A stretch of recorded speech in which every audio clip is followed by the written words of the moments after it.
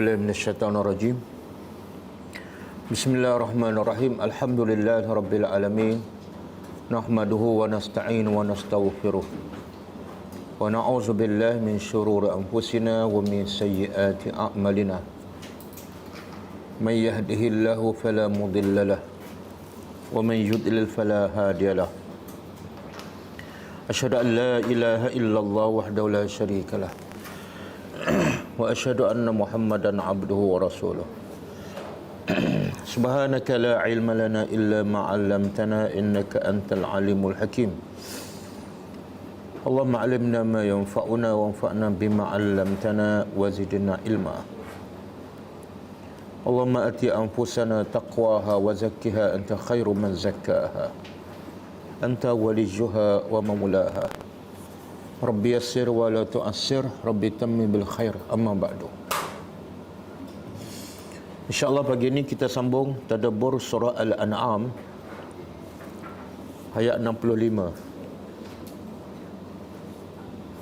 Sebelum tu kami minta maaf sebab berlaku kelewatan. Sebelum tu kita tengok pengajaran ayat yang lepas. Ayat keberapa? Last pengajaran?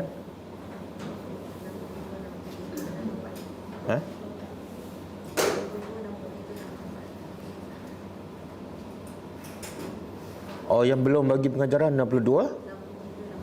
62, 63, 64. Okey, ayat 62. Auzubillahi minasyaitonirrajim. Summa ruddu ila Allahi maulahumul haqq. Ala lahul hukmu wa huwa asra'ul hasibin. Yang maksudnya kemudian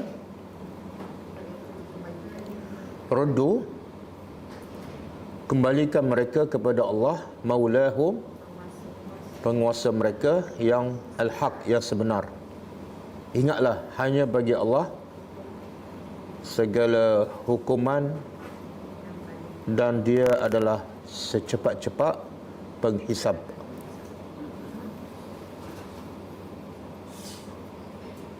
Okey, pengajaran ayat 62.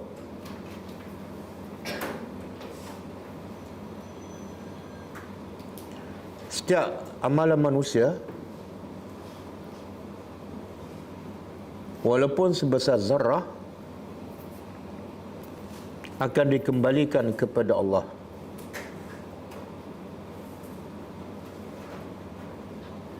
Untuk dihisab dan diberi balasan yang seadilnya.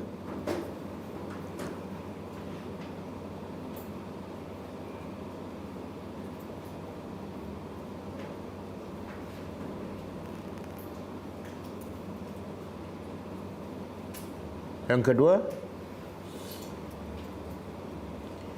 tidak ada beza antara amalan duniawi dengan amalan ukhrawi. Tidak ada beza antara amalan duniawi dan amalan ukhrawi. Semuanya akan dihisab oleh Allah.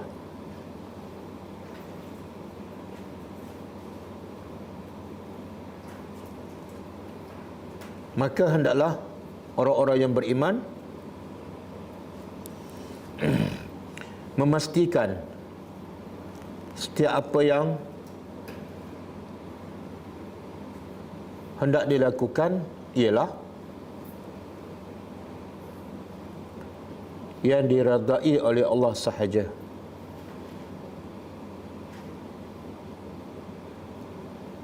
Walaupun ia dibenci oleh manusia.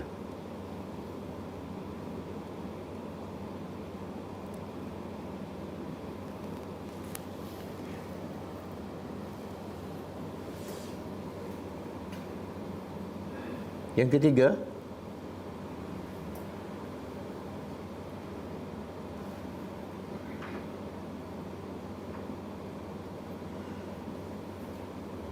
hisab Allah adalah yang paling cepat dan pantas. Walaupun manusia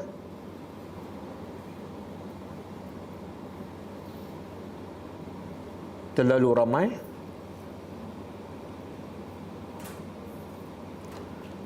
dan dosa manusia terlalu banyak.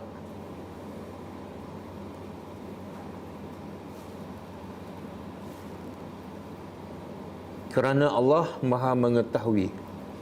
Kerana Allah Maha mengetahui apa saja dilakukan oleh manusia, sama ada secara rahsia atau terbuka.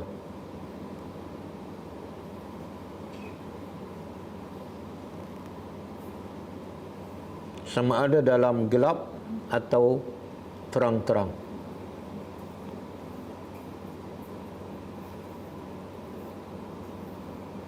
Okey, ayat 63.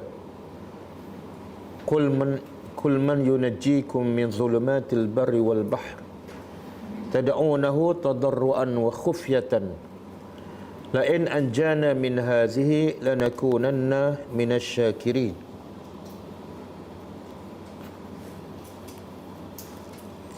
Katalah wahai Muhammad, siapa yang akan selamatkan kamu daripada kegelapan-kegelapan di darat dan di laut? Ketika itu kamu akan berdoa memohon kepada Allah dengan rendah diri dan secara perlahan. Bahkan kamu akan bersumpah, la in anjana, pasti sesungguhnya sekiranya Allah menyelamatkan kami, pasti kami akan menjadi orang yang bersyukur dan taat pada Allah. Okey. Pengajaran dia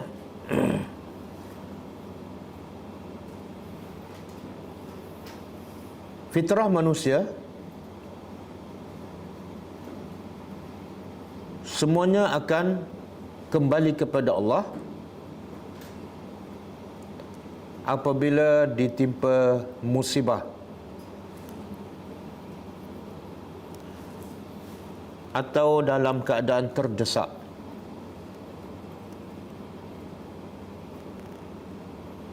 Walaupun dia adalah seorang yang kafir sekian lama,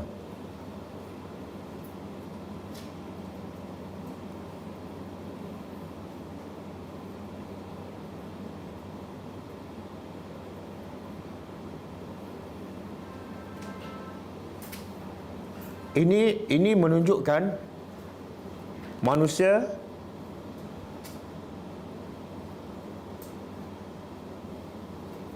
telah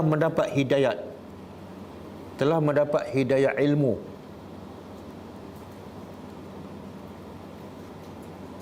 iaitu mereka kenal Allah yang sebenar.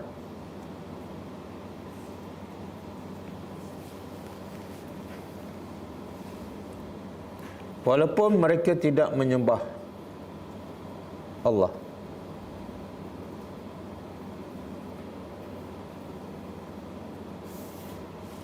Yang kedua,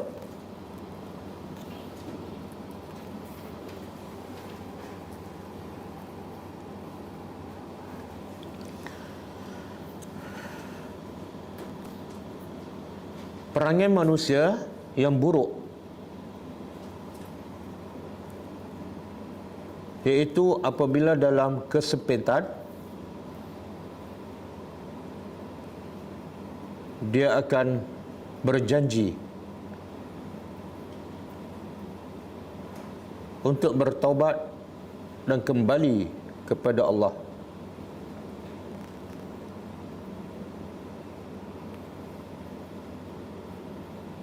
Tetapi setelah bebas dari musibah, dia akan kembali mensyirikkan Allah.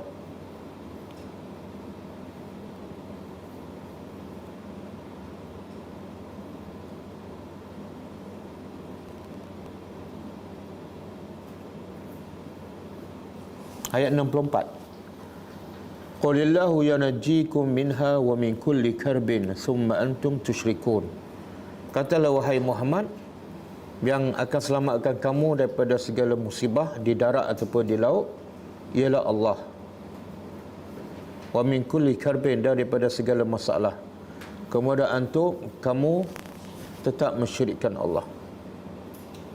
Pengajaran ayat 64, Allah tetap memperkenankan doa hamba-Nya.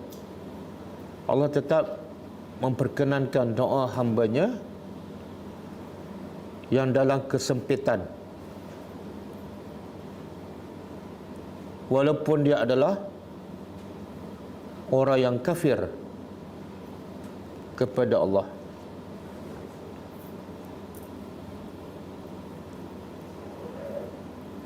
Kerana rahmat Allah mengatasi kemurkaannya. Kerana rahmat Allah mengatasi kemurkaannya.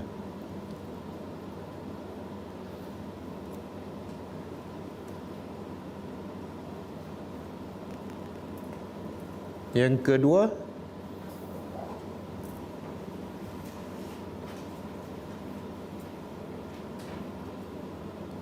semua masalah yang menimpa manusia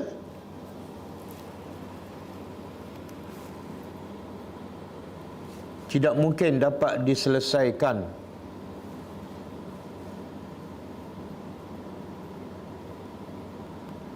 melainkan oleh Allah Subhanahu wa taala.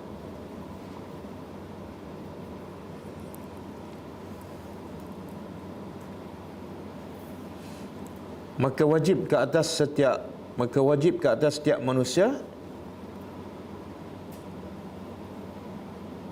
kembali kepada Allah dan memohon pertolongan hanya kepada Allah.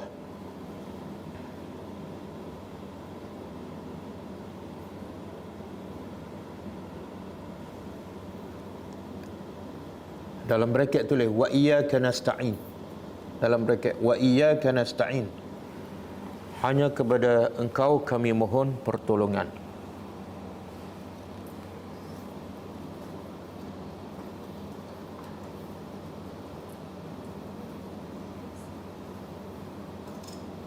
Okey, kita sambut tadabbur ayat seterusnya.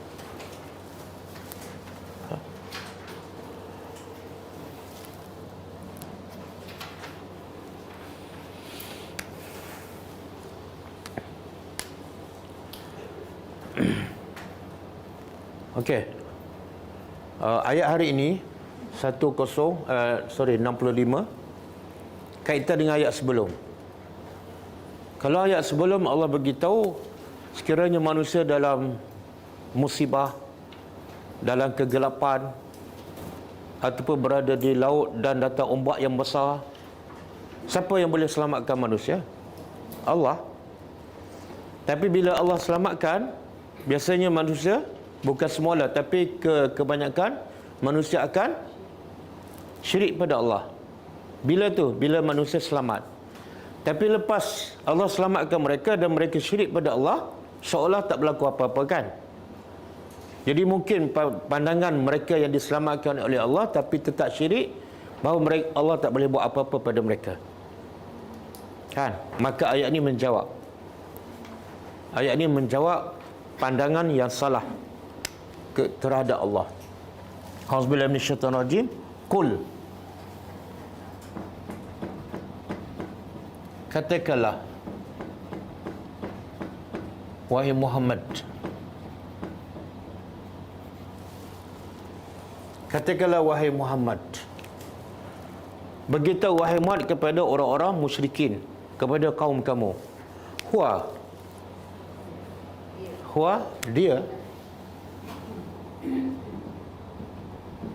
dia Al-Qadir. Al-Qadir yang dia sahaja yang berkuasa.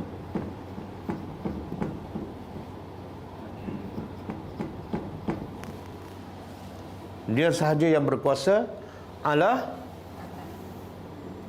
ke atas ataupun untuk ayyab'asa. Yab'asa apa dia? Mengutuskan ataupun mengirim. Mengutuskan alaikum ke atas kamu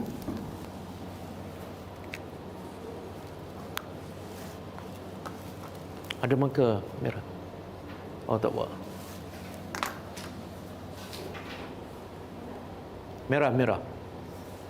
Ke atas kamu azab.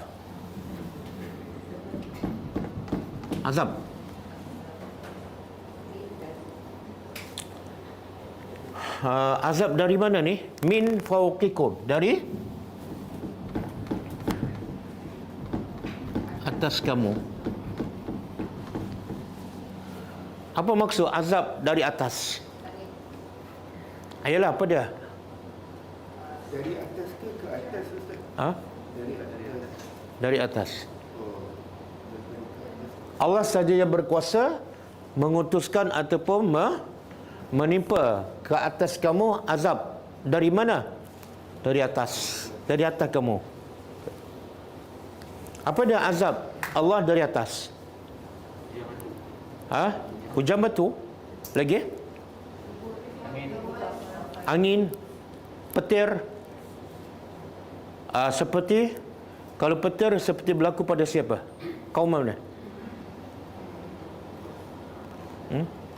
Kaum Samud. Kaum Samud. Kalau batu, Allah balikkan batu kepada kaum yang derhaka daripada atas, kaum Nabi Lut. Lagi? Tentera bergajah daripada atas kan? Dan kaum Nabi Nuh. Kaum Nabi Nuh Allah azabnya daripada atas ke daripada bawah? Atas dan bawah. Atas hujan lebat, bawah banjir, air laut melimpah. Atau min tahti, bawah arjulikum, kaki-kaki kamu. Arjul jamaah.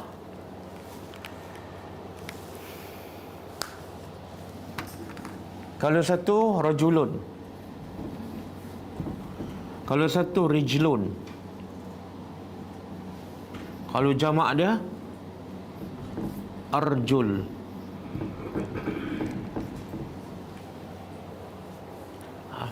Tulisan sama, tapi kalau baris berbeza, makna dia lain. Satu lagi ra, jim, lam. Ra, jim, lam. Tapi yang bawah barisnya apa? Rajulun. Yang atas rijlun, makna apa? Kaki. Yang bawah rajulun, makna dia lelaki. Kan? Jadi kalau rijlun jamaknya pluralnya arjul. Tapi kalau rajulun lelaki jamaknya rijal. Rijalun.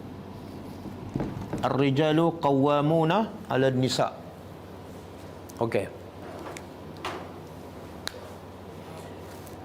Jadi Allah nak bagi tahu, walaupun kamu dah diselamatkan daripada bahaya di laut ombak besar dan kamu tetap syirik pada Allah dan kamu nampak sekarang macam wal afiyah, tapi Allah bagi amaran. Allah berkuasa untuk menurunkan azab daripada atas kamu ataupun dari bawah kaki kamu. Apa dia bentuk azab daripada bawah? Gempa bumi. Lagi? Kemarau. Kalau tanah tu kemarau. Kemarau boleh juga. Dan gempa bumi seperti apa? Rajfah. Tak, ini Allah cerita pasal umat dahulu. Rajfah seperti kaum Syuaib. Allah timpa dengan cara rajfah. Kemudian daripada atas. Ada kaum tu Allah timpa azab daripada atas dan bawah. Kaum Lut diterbalikkan. Kaum Lut diterbalikkan. Dan Qarun Allah timpa dalam bentuk apa? Allah merekahkan bumi dan Allah tenggelamkan dia. Okey.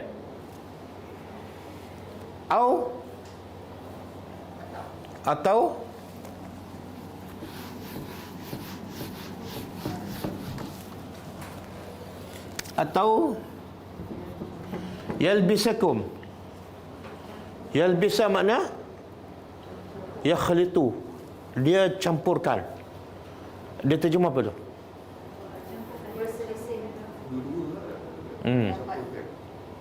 Kalau nak terjemah yalbisakum, atau Allah, pertama Allah turun azab daripada atas, yang kedua Allah turun azab daripada bawah, yang ketiga Allah azab dia bukan daripada atas, bukan daripada bawah, bukan dua-dua, iaitu Allah jadikan kamu syi'a. Nak faham yalbisakum kena faham syi'a. Dua patah aja. Yalbisakum syi'a, satu bentuk azab, dua patah aja. Tapi azab ni kadang-kadang menyebabkan orang tu masuk neraka. Jadi syi'a jamaah, kalau mufrad dah syi'atun. Syi'atun. Syi'atun tak pernah dengar. Syiah pernah dengar. Apa beza syiah dengan syi'atun? Sama je, yang tu bunyi tone, yang ni tak bunyi. Sama je. Okey. Syi'atun apa makna dia? Pengikut. Sebab itulah kumpulan Syiah dipanggil Syiah. Tahu tak sebab apa? Pengikut Sayyidina Ali. Yang keluar daripada kumpulan Ali dinamakan Khawarij. Yang keluar Khawarij daripada Kharaja. Siapa yang keluar daripada kumpulan Ali dinamakan Khawarij. Siapa yang tetap menyokong Sayyidina Ali kononnya dipanggil Syiah. Tapi sebenarnya tak sokong pun. Okey. Ada dalil tak Syiah ialah makna pengikut? Ada. Cuba buka surah As-Saffat ayat 83.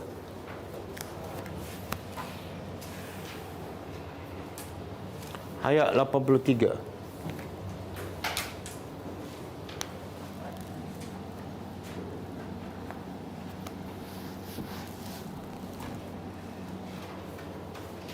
Ada.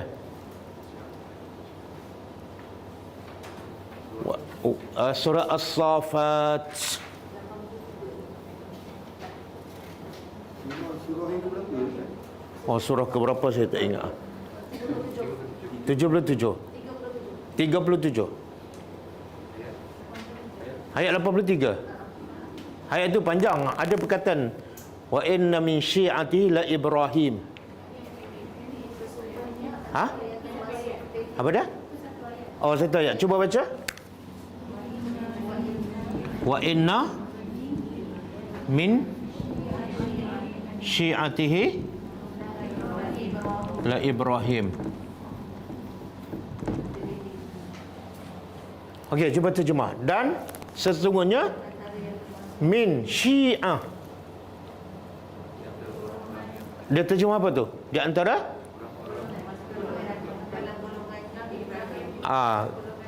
dan sesungguhnya di antara pengikutnya. Nya ni balik pada Nabi Nuh AS. Antara pengikut Nabi Nuh AS ialah pasti Nabi Ibrahim. Nabi Ibrahim datang sebelum Nabi Nuh ke ataupun selepas? Nabi Ibrahim sebelum Nabi Nuh ke selepas? Selepas Nabi. Jadi Allah kata antara pengikut Nabi Nuh ialah Nabi Ibrahim AS. Dia terjemah apa Syiah tu? Pengikut golongan. Jangan pula orang kata, tengok Syiah ada dalam Quran kan?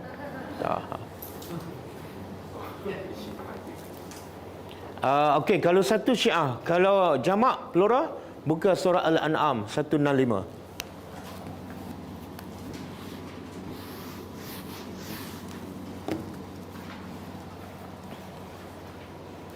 Sebenarnya ni jamak lain ni. Syi'an, jama'ah, plural kepada Syiah. Cuma kita nak faham apa makna 165. Ada ke?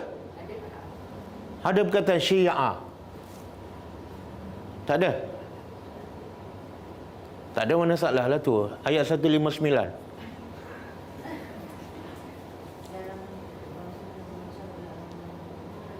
Ada? Okey, cuba baca. Innal ladzina farraqu dinahum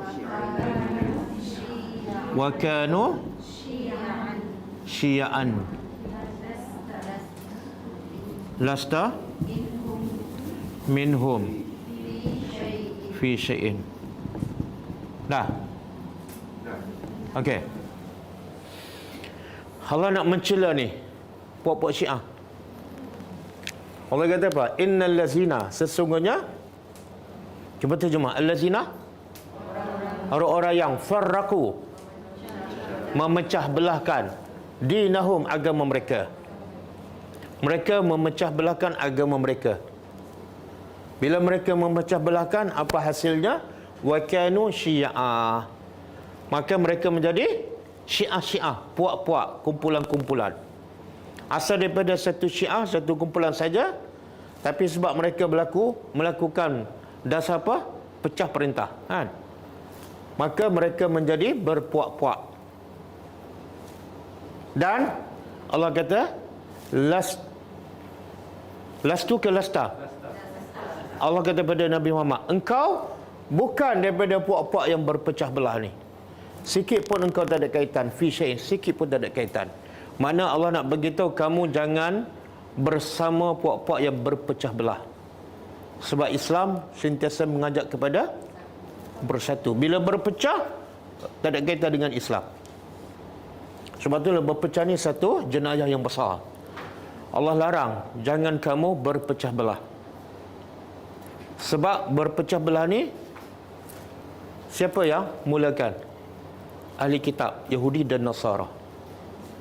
Apa dia? Kalau dari sudut manhaj, dia berbeza manhaj, dia tak kira berpecah kan?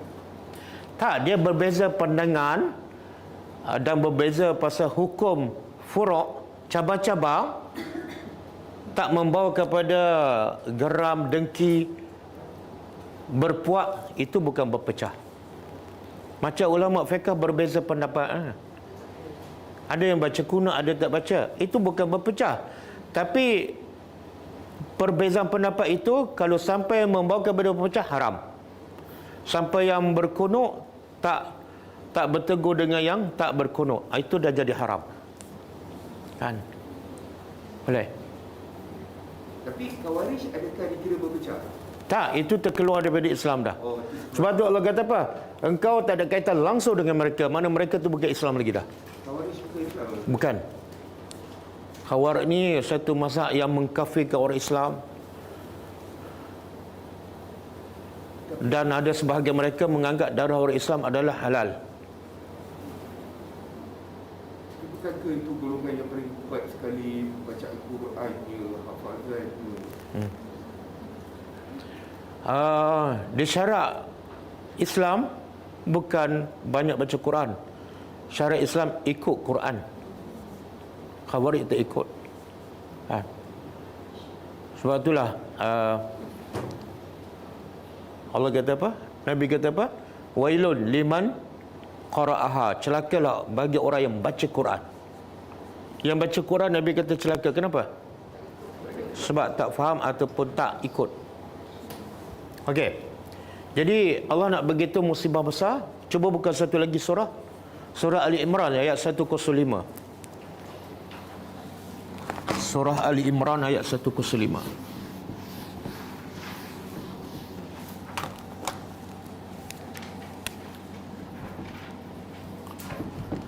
Wala takunu kallazina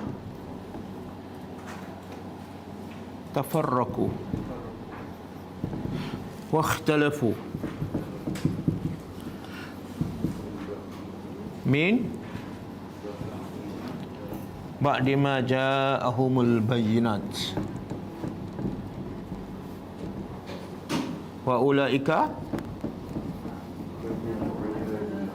lahum azabun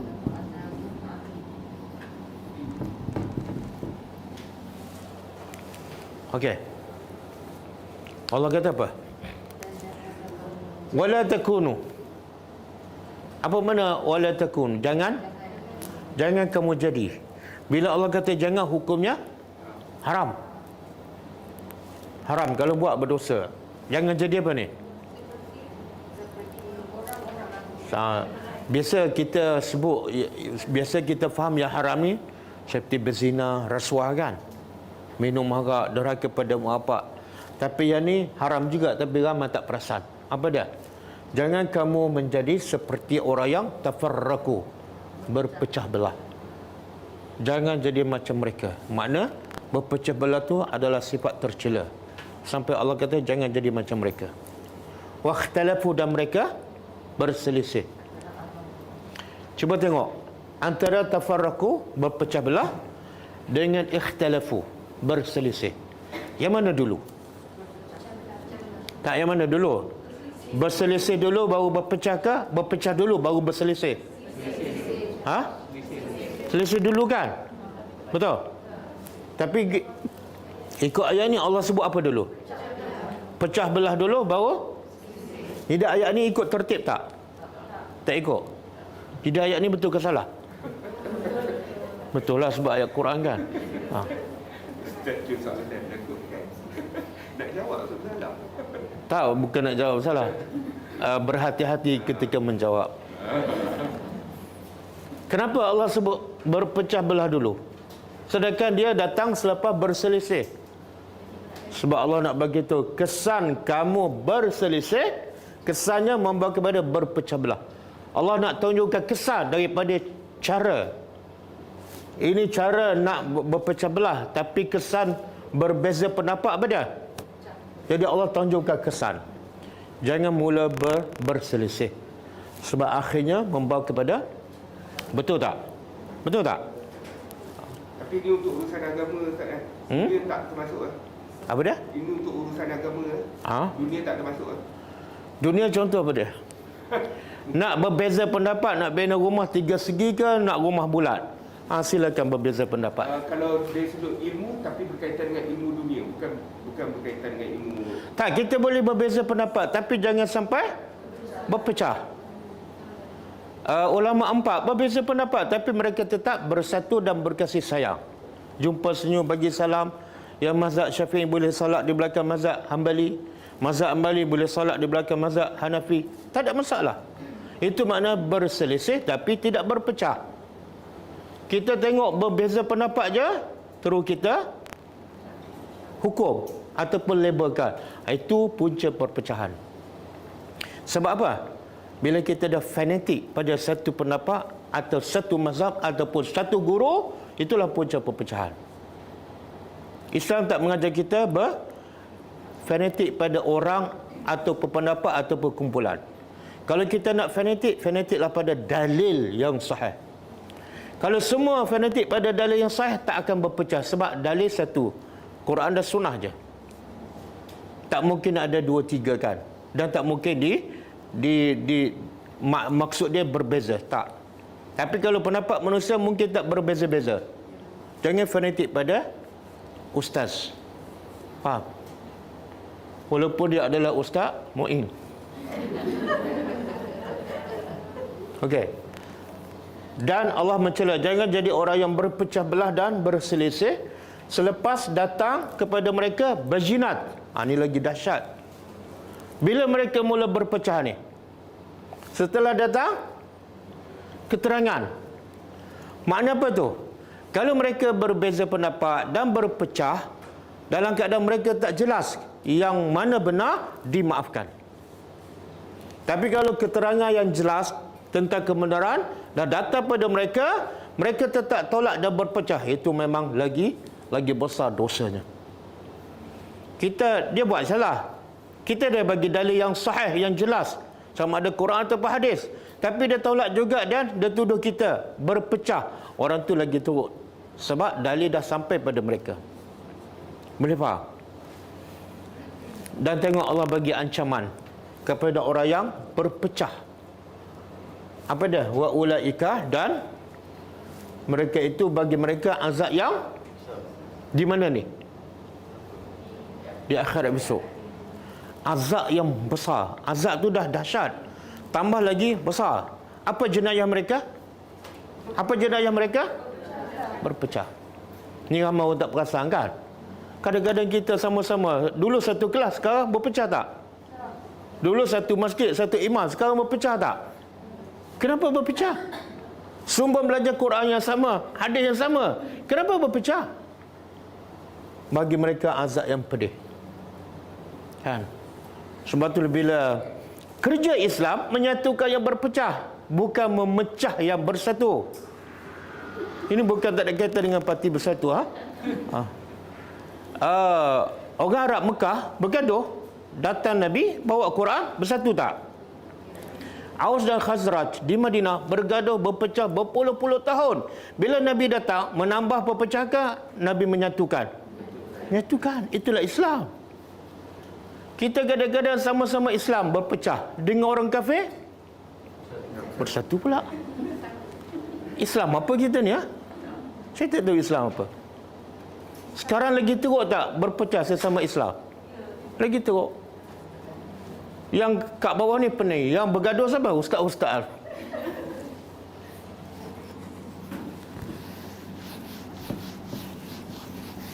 Okey, sebab tu Allah kata apa?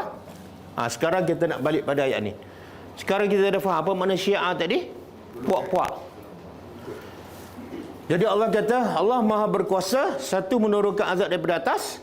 Yang kedua, menurunkan azab daripada bawah. Yang ketiga, bentuk azab pada menjadikan kamu berpecah belah. Azab Allah tu. Jadi nak terjemah apa ni? Atau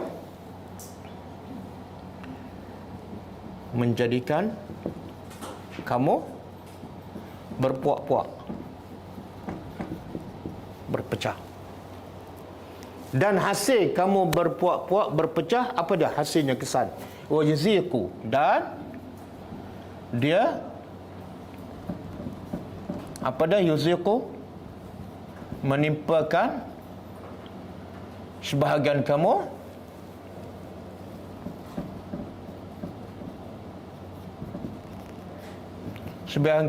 baksa. Apa dia baksa?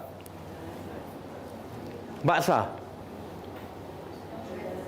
apa?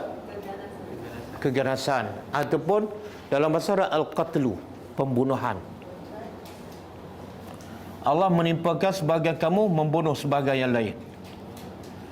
Dia terjemah apa? Keganasan.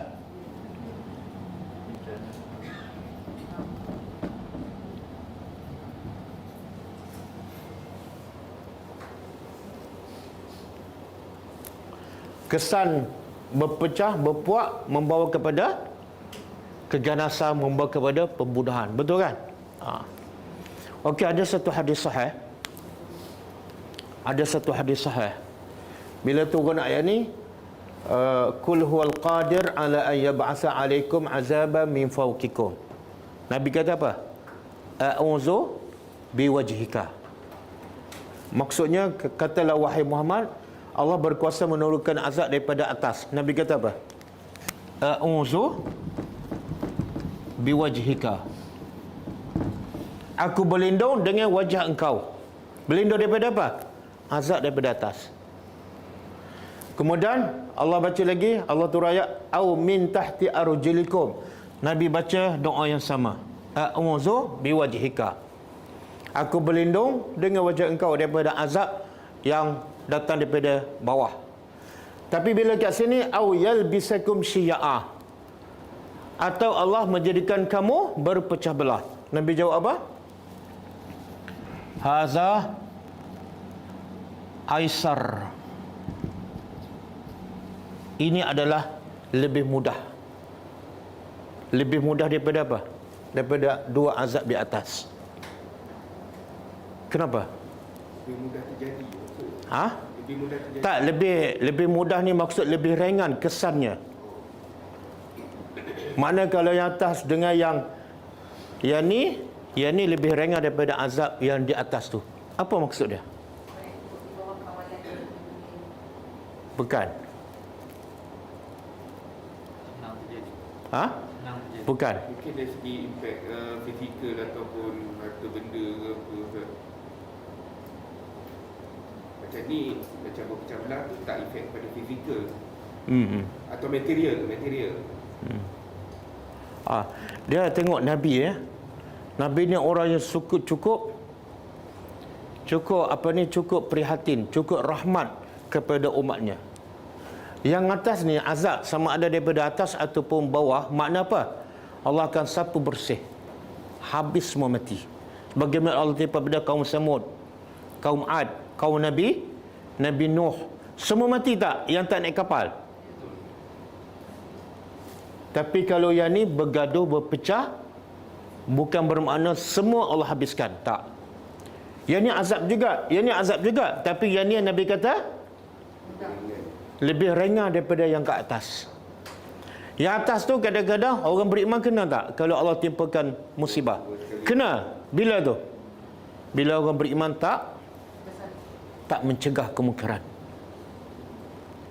Ataupun orang beriman juga berpecah. Semua azab tu Allah kata apa?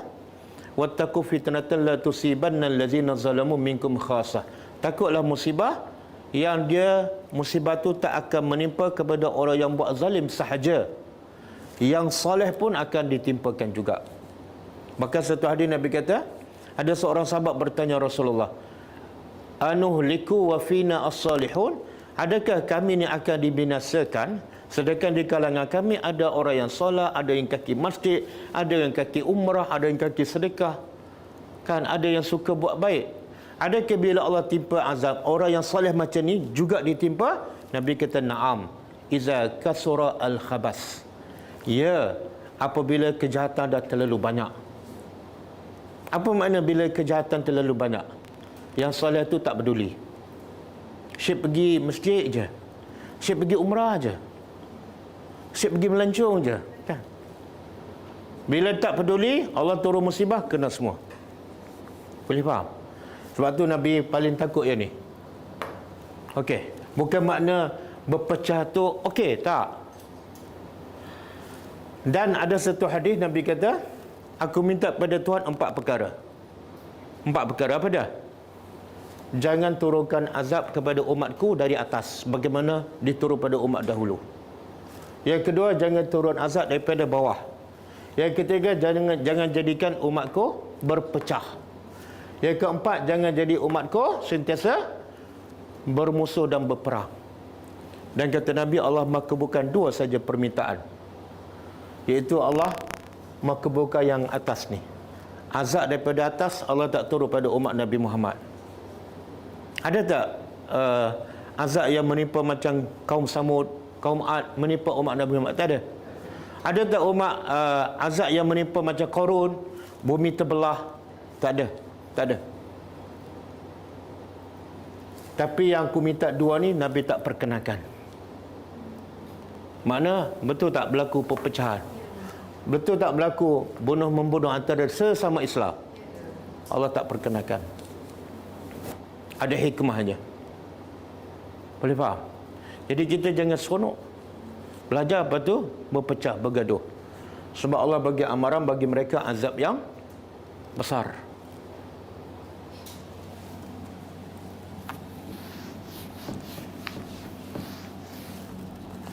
Habis nak buat macam mana Ustaz? Saya nak elak. Saya bukan nak perpecahan. Saya nak bersatu, tapi orang nak berpecah dengan saya. Saya buat macam mana? Jangan balas, jangan respon. Jangan kamu menjadi punca kepada perpecah semakin merebak. Jangan jadi batu api, kan? Kamu pula tolong bagi minyak petrol, kan? Jangan. Tolong viral pula, kan? Jangan. Okey. Kemudian unzur, perhatilah. Sekarang Allah perintah pada siapa ni? Unzur. Pada Nabi. Unzur mana? Wahai Muhammad, perhatikan. Kaifa apa dia? Bagaimana? Nusarrifu. Apa makna nusarrifu? Kami jelaskan ataupun lebih tepat kami pelbagaikan. Kalau jelas dalam bahasa Arab apa dia? Nubayyin. Allah tak guna nubayyin. Jadi bila bukan nubayyin, jangan kita terjemah jelaskan. Nusarrif ini makna tahwil. Kami pelbagaikan ayat-ayat. Ayat-ayat tanda kebesaran Allah. Apa makna pelbagaikan?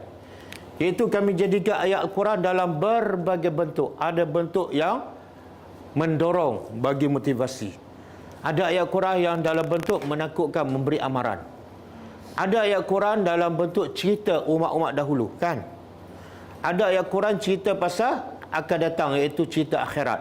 Apa akan berlaku di akhir zaman. Ada ayat Quran cerita pasal apa lagi? Hukum hakam. Ada ayat Quran cerita pasal cara nak berhutang, kan? Jadi pelbagaikan supaya apa? Kan kalau kita baca buku apa-apa, dia macam satu cara je, kan?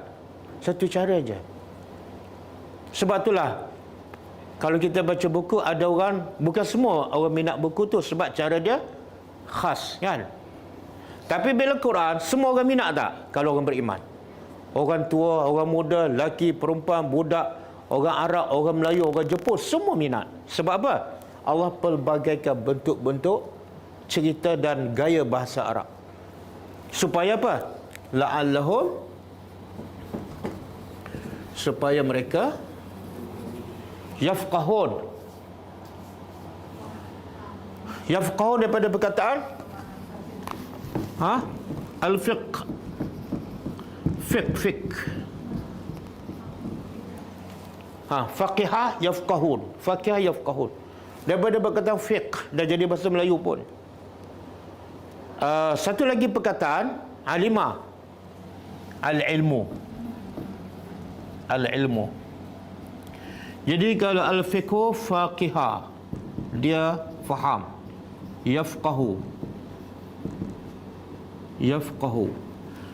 Kalau al-ilmu alima. Ya'lamu. Apa beza fiqh dengan ilmu?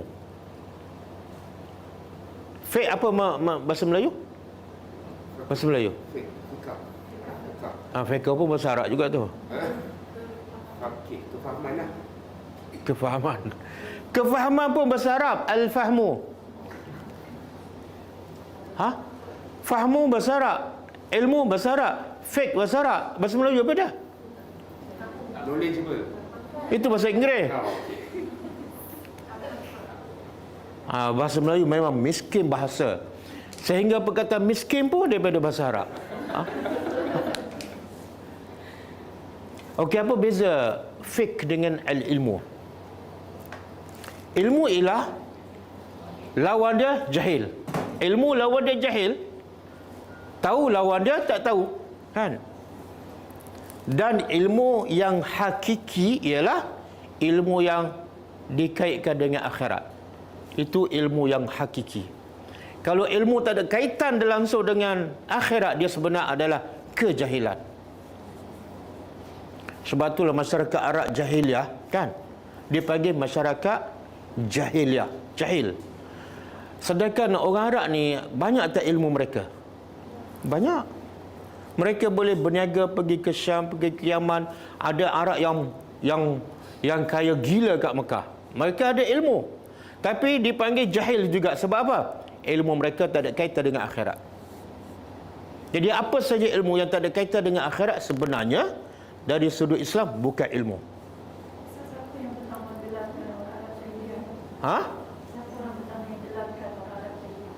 Siapa yang pertama? Quran. Quran. Allah kata apa dalam Quran? Wa qarna fi buyutikunna. Surah Al-Ahzab ayat 33. Wa qarna fi buyutikunna wa la tabarrajna tabarrujal jahiliyatil ula. Okey. Jadi ilmu maklumat lawan dia kejahilan.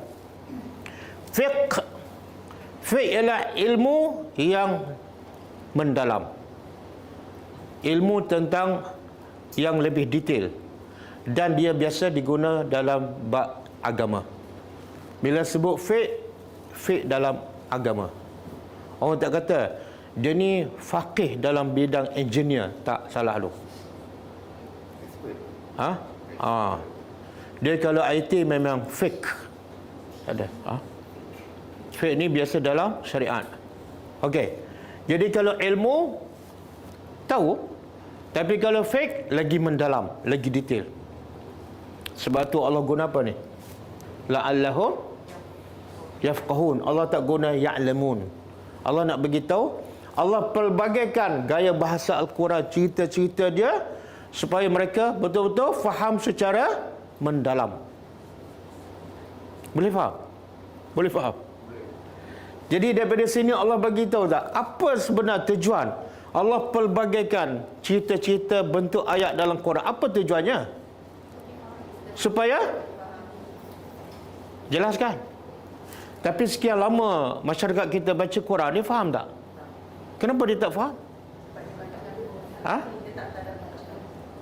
Kalau dia tak ada buat ayat ni pun dia rasa macam rupa-rupa aku ni dah tersilap, tersalah jalan. Aku baca matematik faham, sains faham, geografi faham. Yang lagi penting pada matematik tak faham dah 20 tahun. Sedangkan Allah kata aku pelbagaikan ayat Quran supaya mereka faham. Jadi salah tak bila tak faham Quran? Salah ke tak? Berdosa ke tak? Ada dalil? Dosa? Dosa kecil ke dosa besar? Dosa besar. Ada dalil?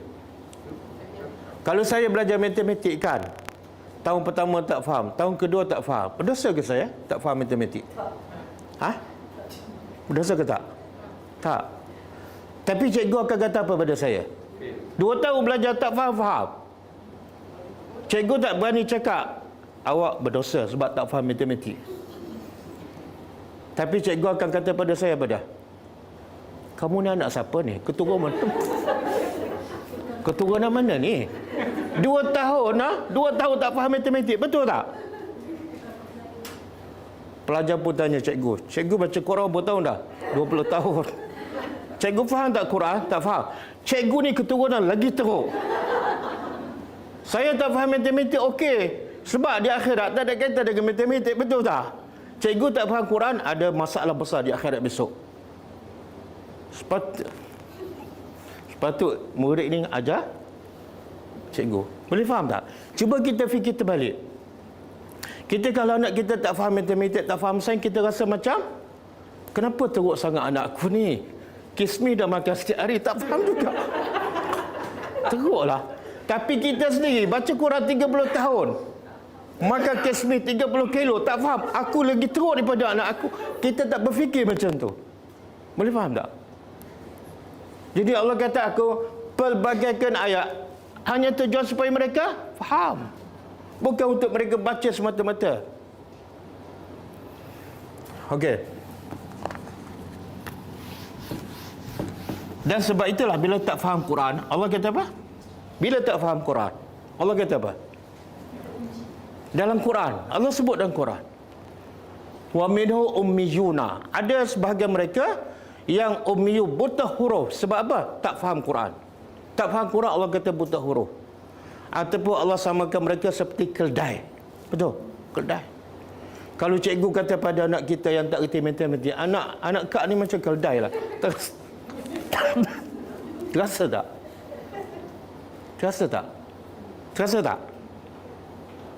Tapi Allah kata pada kita 30 tahun macam keldai, ada rasa? Memang hilang deria rasa. Okey, kemudian wa kazzaba, dan dia telah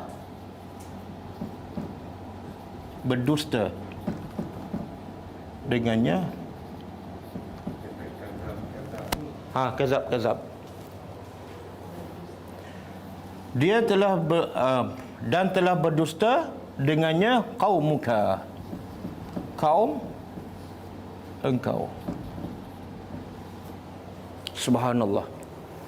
Lepas Allah kata Allah tu maha berkuasa menurunkan azab daripada mana-mana arah. Tapi Allah tak turun sebab apa? Kenapa Allah tak turunkan azab kepada umat Nabi Muhammad sebagaimana turun pada umat dahulu kan? Kenapa? Sebab doa Nabi kan. Yang kedua, sebab Allah nak bagi peluang kepada umat Nabi Muhammad. Itu kelebihan umat Nabi Muhammad. Kemudian Allah kata, Quran pula Allah pelbagaikan dalam bentuk. Sebab tu kalau kita beriman, kita baca Quran, kita tak akan jemu. Lagi baca, lagi nak baca. Sebab apa? Allah pelbagaikan. Kan? Dan supaya mereka faham. Orang Arab faham tak Quran? Faham. Tetapi akhirnya, kaum engkau tetap mendustakannya. Dalam keadaan mereka sedar Allah Maha Berkuasa, dalam keadaan mereka tahu Quran itu dipelbagaikan caranya, bahasanya, mereka tetap mendustakan engkau. Kemudian wahwal haq, dan ia adalah benar. Ia ni apa dia?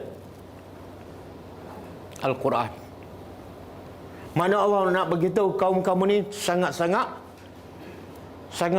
teruk, sangat-sangat melampau, sangat-sangat degil. Sebab Quran tu dah hajak mereka sembah Tuhan yang satu. Dan mereka pun mengaku yang mencipta langit Allah. Mereka percaya dan yakin yang bagi rezeki Allah. Tapi dari segi realiti, mereka tidak sembah Allah. Quran pun dipermudahkan untuk difahami. Quran pun adalah hak, tapi mereka tetap mendustakan engkau. Sebab Quran tak jelas. Bukan sebab degil. Jadi orang kafir tolak Quran dalam keadaan mereka faham tak Quran? Ha? Orang kafir faham tak Quran? Faham. Sebab dia faham lah, dia menentang. Mana mungkin dia menentang benda yang dia tak faham? Bagaimana Yahudi lah. Ya. Orang Yahudi lagi dahsyat. Bukan setakat dia faham kitab dia ubah lagi. Kan? Tapi orang Melayu ada tak menentang Quran? Orang Melayu ada? Tak ada mana? Sebab dia tak faham. Orang Melayu tak menentang kan? Tapi dia tak faham. Orang kafir faham dan menentang. Siapa lebih baik? Yang faham menentang dengan yang tak faham dan tak menentang? Ha? Siapa lebih baik? Kalau tanya yang mana lebih baik tu yang tak menentang tadilah. Dia tak faham tapi dia tak tentang. Itu lebih baik daripada yang faham dan tentang. Sebab kefahaman telah diberikan.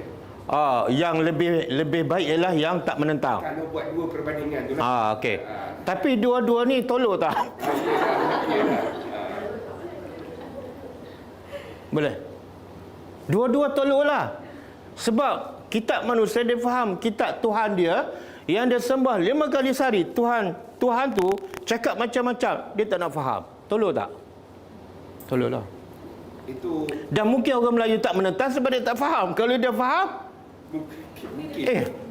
ada tak orang Melayu pasal ada hukum rasuah contoh dalam Quran kan? Ada tak dia menentang hukum rasuah tu? Ada. Buktinya apa? Dia buat rasuah. Tapi dia juga yang menganjurkan musabaqah Al-Quran. Kan? Orang sama kan? Kau orang berbeza. Mana di DAP mengajar musabaqah tilawah Quran? Orang yang sama. Boleh faham? Dan di sini juga pengajaran. Orang sahabat Nabi, sebersih Nabi, didustakan oleh kaum dia sendiri. Kaum dia kenal tak Nabi? Dan kaum dia percaya tak pada Nabi? Sehingga mereka gelarkan Nabi Al-Amin. Tapi bila Nabi cerita je Al-Quran, terus dia kata Nabi pembohong. Pengajaran untuk kita apa dia? Bila kita sampai ke kebenaran, Quran ke hadis, orang kata kita ni ustazah jadian. Redha je lah. Dia tak kata lagi kamu penipu kan? Kalau sahabat Nabi, kaum dia kata kamu gila, kamu penipu. Biasalah. Ini ayat ni memberi hiburan kepada orang yang berdakwah. Bila orang tolak, bila orang kata macam-macam pada kita, jangan kecil hatilah. Dahlah baru buat kerja dakwah masa dah tua. Lepas tu mudah kecil hati pula kan. Bila dakwah nak berkembang? Okey, cool. Katakanlah Lasta. Lasta apa dia? Tadi kita jumpa ayat lastu kan? Ha? Lastu ke lasta? Ini salah baria.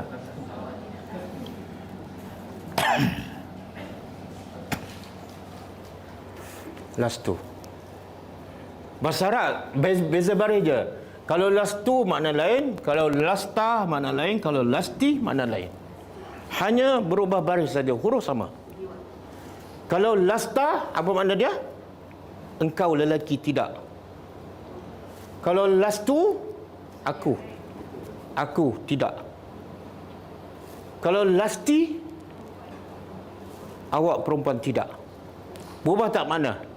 Hanya berubah huruf ke, berubah perkataan ke, berubah baris. Ada tak bahasa Melayu berubah makna sebab berubah baris je? Baris pun tak ada bahasa Melayu. Jadi sebenarnya bahasa yang mana lebih mudah, bahasa Arab ke bahasa Melayu? Bahasa Arab lah. Nak ubah makna hanya ubah baris sahaja. Cuba nak tukar bahasa Melayu. Aku tukar kepada awak perempuan. Kena tukar apa? Ha?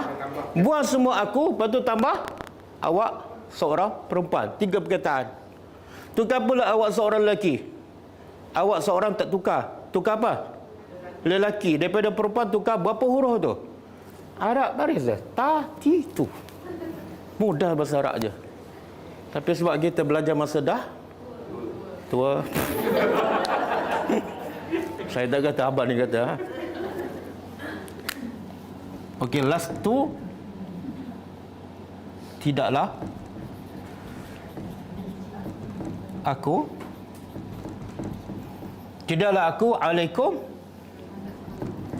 ke atas kamu biwakil. Wakil bahasa Arab tapi dah dimelayukan. Ini wakil saya kan. Dia terjemah penjaga, penguasa.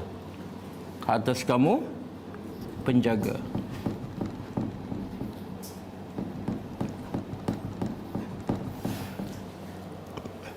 Okey.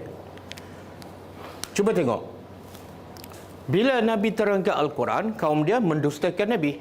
Okey? Bila kaum Nabi, orang musyrik Mekah mendustakan Nabi, Allah pun suruh Nabi jawab. Apa dia? Aku bukan penjaga kamu. Apa maksud tu? Ha? Yalah, bila kaum dia mendusta, tak payahlah cakap aku bukan penjaga kamu.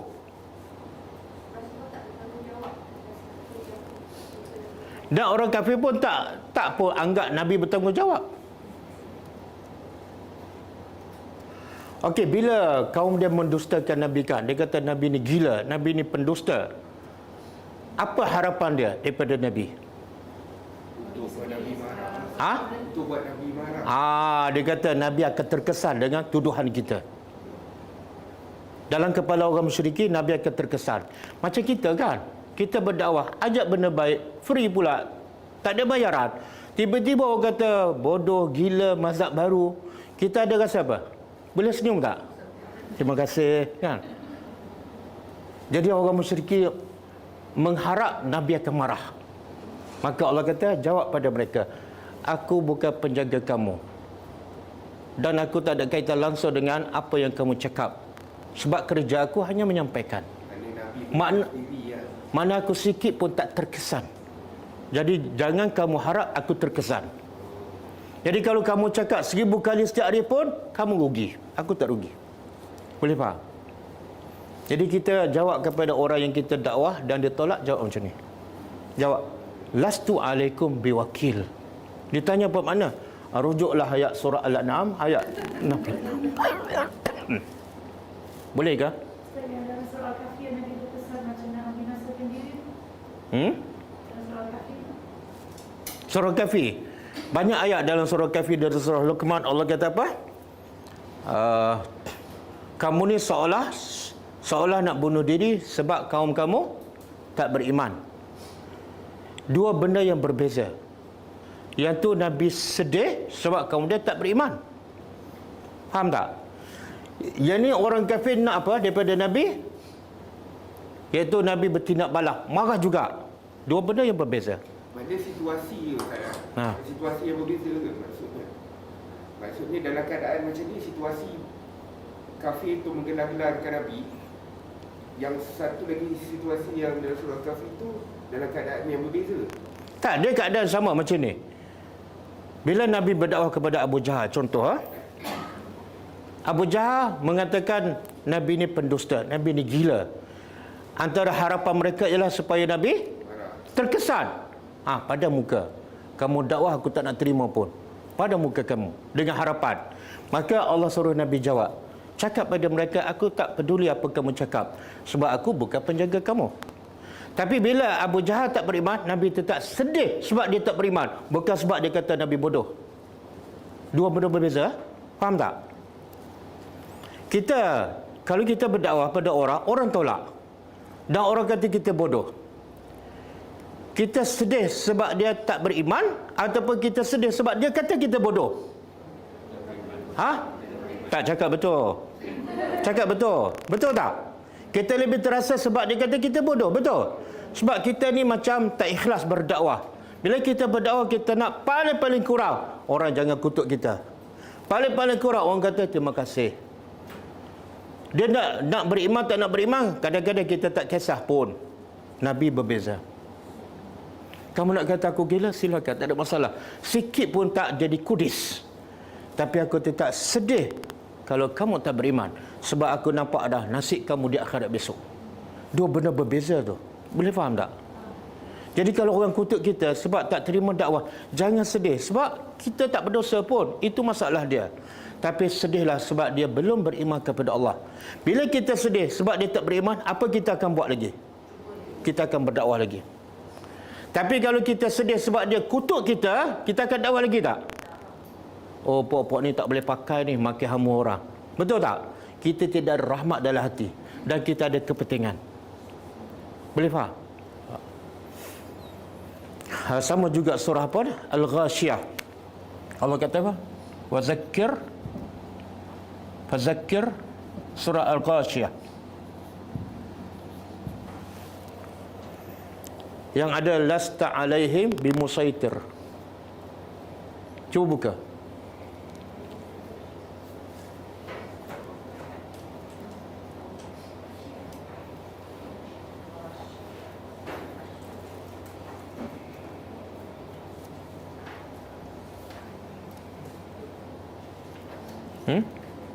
Saya tengok ayat berapa?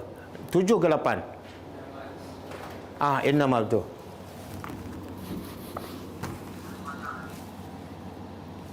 Innama anta muzakkir. Kemudian ayat sebelum tu? Ayat sebelum innama anta muzakkir.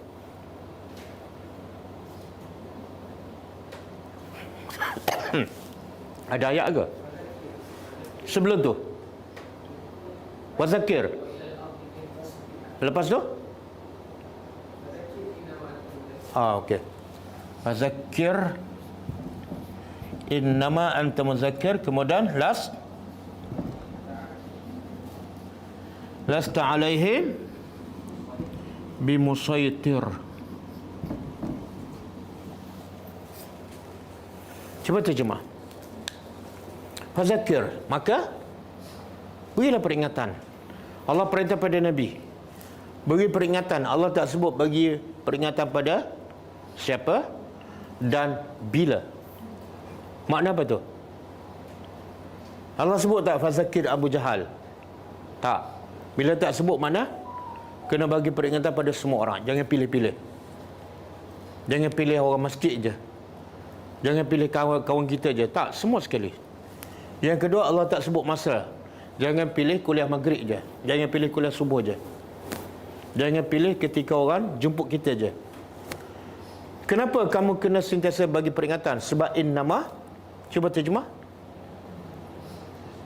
Innama, bukan setakat sesungguhnya. Innama ni, sesungguhnya hanyalah engkau adalah muzakkir. Kerja engkau satu je. Kerja Nabi satu je. Apa dia?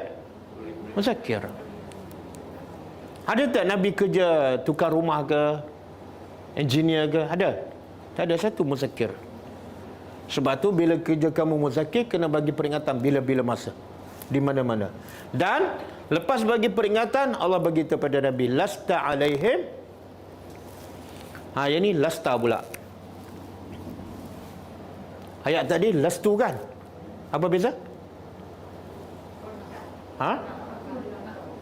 Kalau lasta, engkau.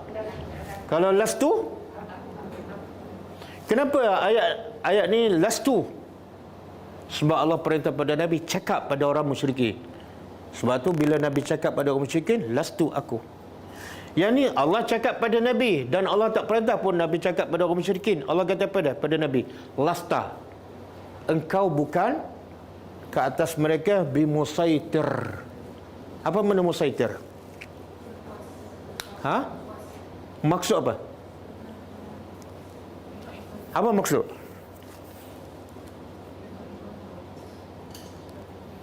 Kita bila kita berdakwah, kita ajak orang buat kebaikan kan, orang tak terima kan, apa sikap kita? Saya dapat mesej banyak pelajar-pelajar ke PM media saya, Ustaz, saya ada dakwah orang pulau saya, macam mana saya susah hatilah. Ayat ni adalah syifa, merawat penyakit orang yang penyakit itu. Bila dia berdakwah, dia nak orang dengar. Bila dia berdakwah, dia nak orang terima. Bila orang tak terima, dia mula kecil hati, dia mula risau. Allah pun jawab, lasta alaihim bimusaitir. Engkau tukar sampai dan engkau bukan orang yang boleh menguasai orang tu. Bila kamu macam sedis, kamu kecil hati sebab dia tak terima, macam kamu ni orang yang boleh mengawal dia, boleh kontrol dia. Bukan.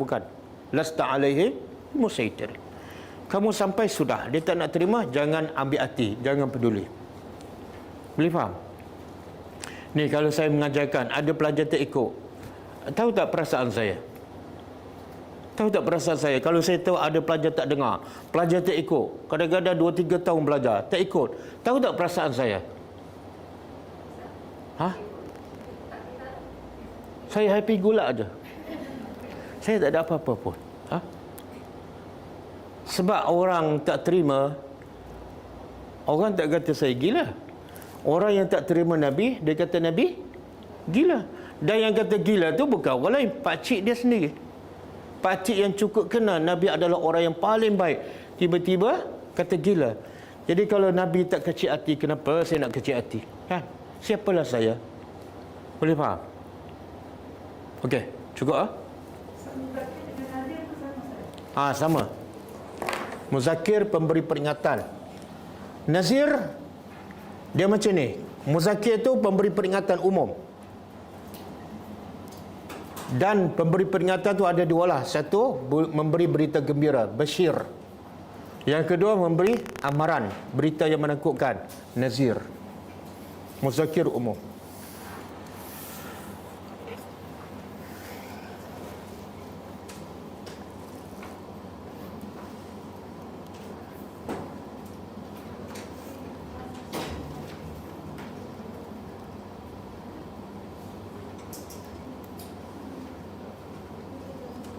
Okey, ada soalan?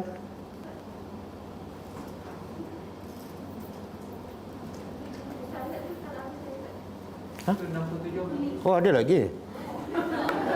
Saya tak nampak ayat, saya nampak jam. Okey, 2 minit.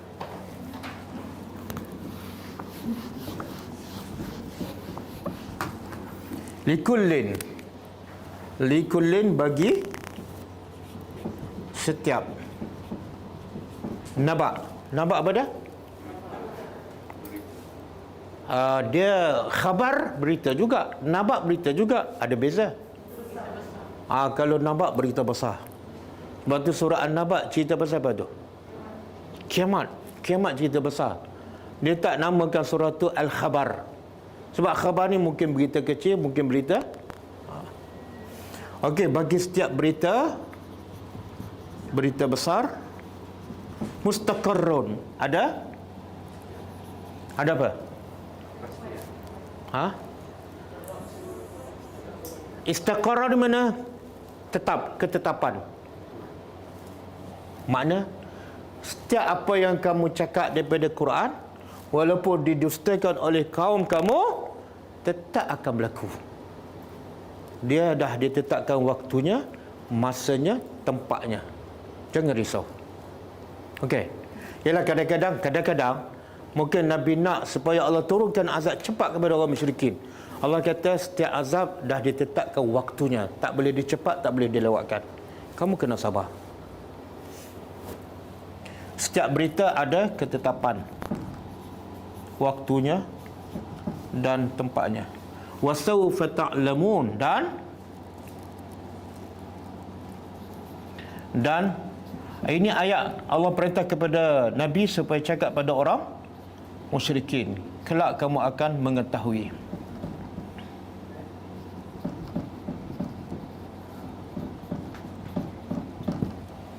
Sekarang Allah guna sawfa ta'lamun. Allah tak guna apa? Yafqahun. Faham? Kenapa? Allah perintah pada Nabi cakap pada mereka, aku ni bukan penjaga kamu. Kamu nak marah ke aku sikit pun tak ada masalah. Kemudian cakap lagi pada mereka, setiap berita, cerita akhirat ke, cerita azab ke, semua telah ditetapkan waktunya. Dan kelak kamu akan tahu. Satu masa bila betul-betul ditimpa azab, sama ada mati ke selepas tu, kamu akan yakin. Tapi dah terlambat. Sekarang kenapa Allah guna ta'lamun? Sebab di sini tahu tak perlu detail pun. Orang musyrikin ni bila ditimpa azab, dia betul-betul yakin tak? Ataupun nak mengetahui dengan secara detail, tak perlu. Nampak azab dah, terus dia percaya.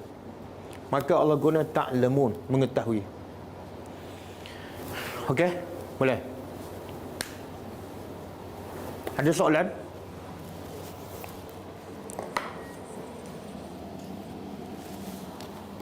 Berapa ayat kita belajar hari ni? Mana ada 3? 3 ayat lain? Surah Al-An'am.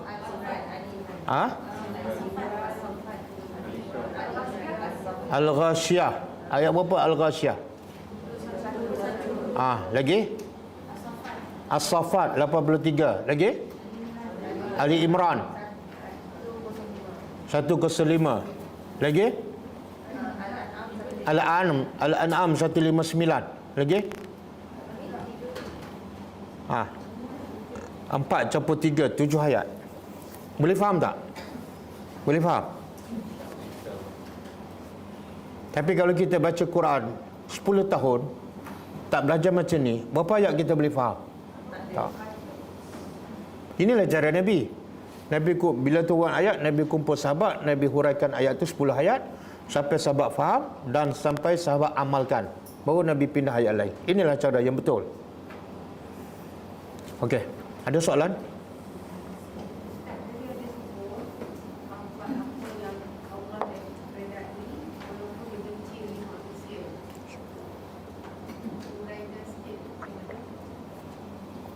Semula?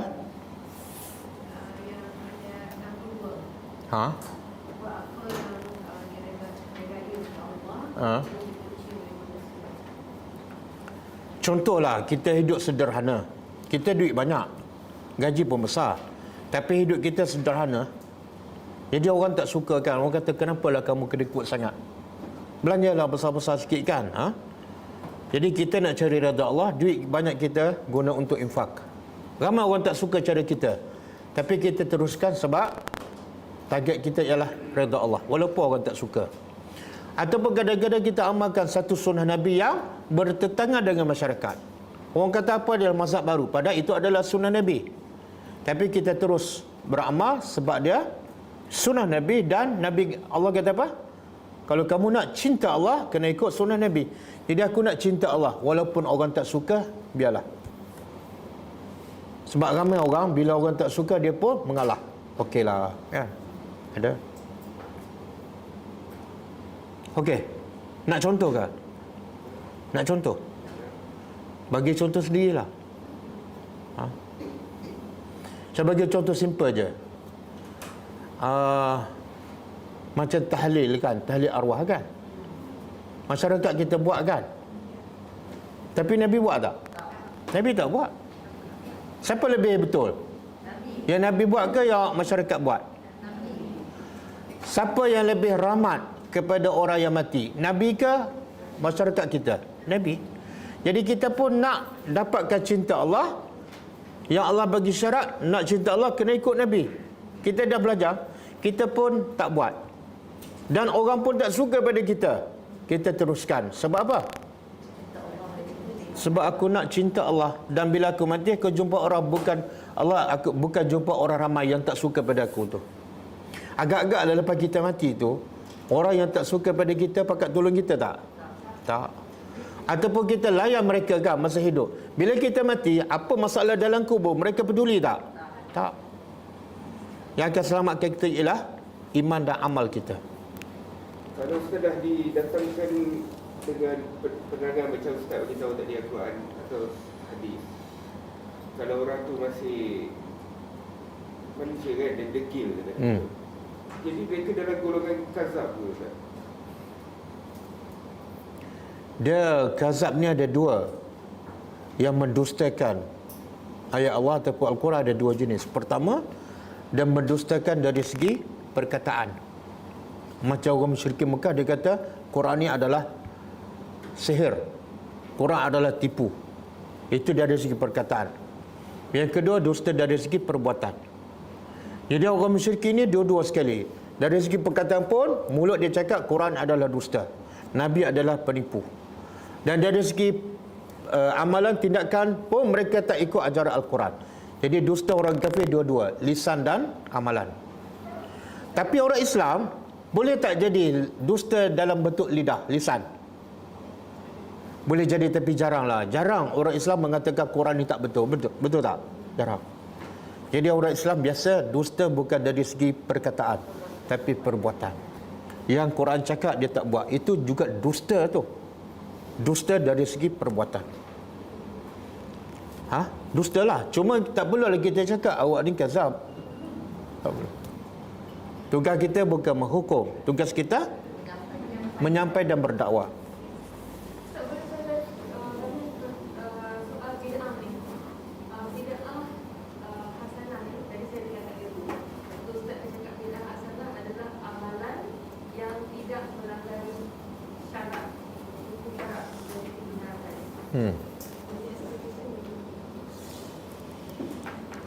Dia bid'ah ni benda ulama beza pendapat daripada dulu, kini dan tak akan selesai.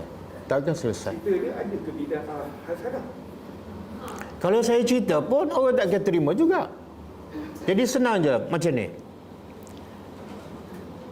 Kita bila kita beramal, kita nak apa sebenar? Yang benar lah. Tolak dulu, tolak masalah bid'ah hasanah ke, bid'ah sayyi'ah ke, tolak ke tepi dulu. Tanya, kita bila beramal, kita nak apa sebenar? Jadi terima Allah lah. Nak Allah terima. Itu dia. Semua akan jawab nak Allah terima. Okey, kamu tahu tak syarat amalan diterima? Apa dia? Apa yang Allah Ikhlas kerana Allah. Yang kedua, kamu terima tak dua syarat ni? Kalau kamu terima, kamu kena pastikan kamu ikhlas. Yang kedua, amalan kamu selalu dengan Nabi. Keluarkan, jauhkan perkataan bid'ah apa semua, keluarkan. Jangan bincang pasal bid'ah. Sebab kalau bincang tak akan selesai. Kalau saya jawab pun ada yang tak boleh terima, ada yang boleh. Tapi kita pergi pada bab lain. Kamu nak apa sebenar? Kalau kamu nak beramal ikut nafsu kamu, silakan. Tapi kalau kamu nak beramal supaya Allah terima, orang beriman cerdik. Orang beriman bukan beramal supaya orang kata amal dia sama dengan masyarakat. Tak, itu bukan orang beriman. Orang beriman beramal nak Allah terima je. Jadi Allah dah bagi syarat. Kalau kamu cinta pada aku, ikut Nabi. Ikut Nabi. Katalah ada bid'ah hasanah. Tapi bid'ah hasanah tu sama tak dengan Nabi? Kalau tak sama, saya tak nak ikut. Sebab Allah dah bagi syarat. Ikut Nabi, dapat cinta Allah. Buat apa kau buat amalan, tak dapat cinta Allah, buat apa? Ha? Kita bila dengar cakap suami, nak cinta suami ke nak duit suami? Ha? Jawab, tolong jawab. Muslimah. Ha? Nak apa? Nak apa? Ya Allah. Dengarlah wahai suami. Dengarlah wahai suami bahawa inilah isteri kamu yang sebenar. Tak apalah. Tapi kalau kita dengar Allah, kita nak apa? Nak cinta Allah, nak redha Allah. Bila dapat cinta Allah, kita akan dapat segala-gala kan. Apa peduli masyarakatnya? Apa peduli? Masyarakat yang tak suka pada kita, bila pergi ke akhirat, dia akan jumpa Tuhan yang sama. Kamu jawablah dapat Allah. Kamu jawablah, wahai Tuhan, bidah ada dua. Jawablah, silakan. Okey? Cukup lah? Kita tutup dengan membaca tasbih kafarah. Subhanakallahumma wa bihamdika asyhadu an la ilaha illa anta astaghfiruka wa atubu ilaik. Assalamualaikum warahmatullahi wabarakatuh. كتاب الله ترق جنانه وتنى العظيم